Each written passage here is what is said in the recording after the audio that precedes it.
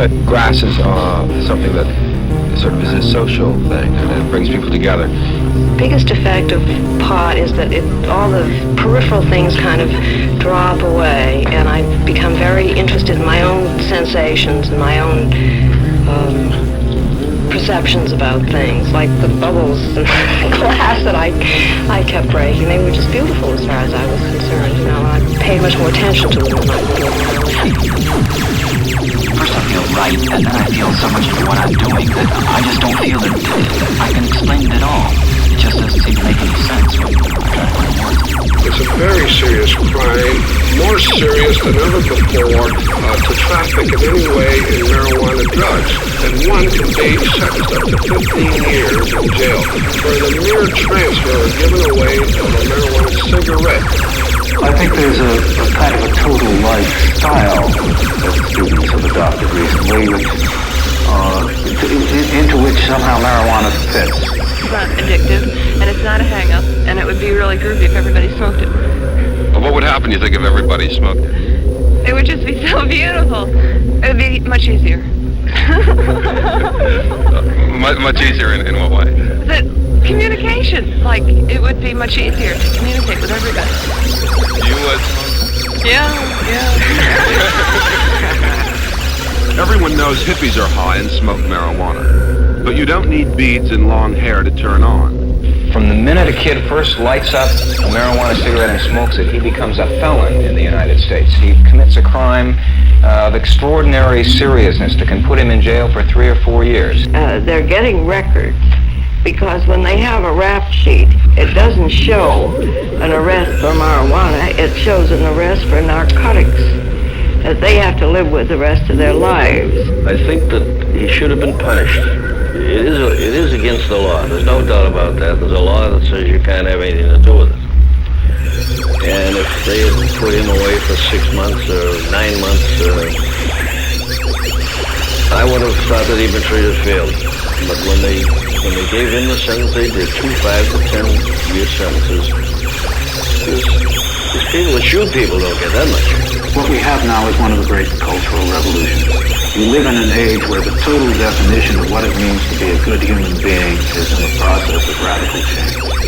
Although the weight of the evidence thus far indicates marijuana probably is no more harmful than alcohol, and maybe even less so, medical science is not yet ready to return a final verdict.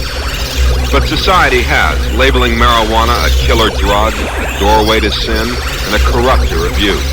In many states, it is a crime just to be in a room where marijuana is kept. My own sense of the situation is that whatever society does in terms of laws and rules and regulations, students will need marijuana.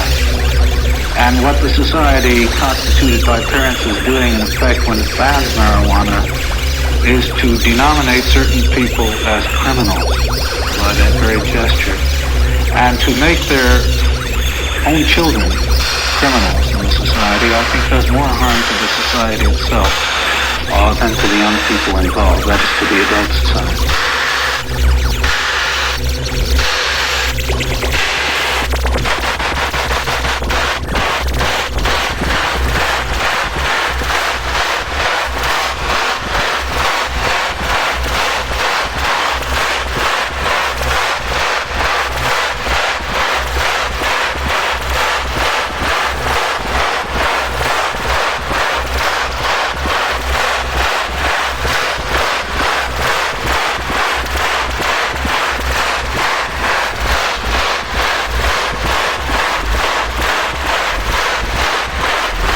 Doesn't mean as much to them because they recognize that the law is unjust.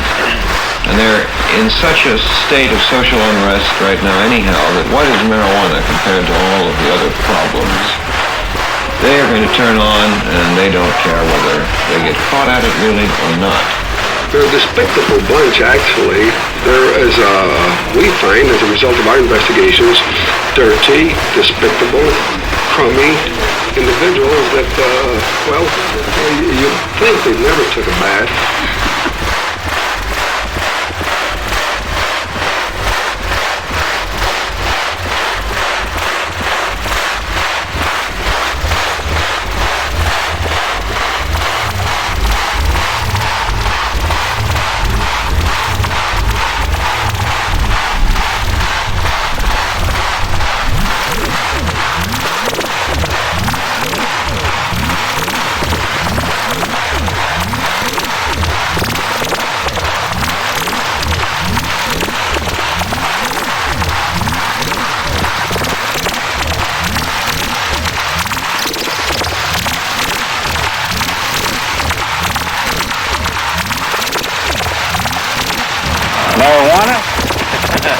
marijuana, it's very nice.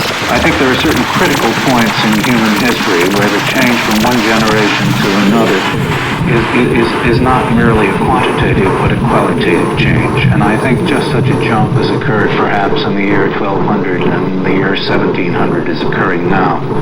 There is a radical change in lifestyle, in values and so forth, which is going on now, and marijuana is one of the signs or symbols of it.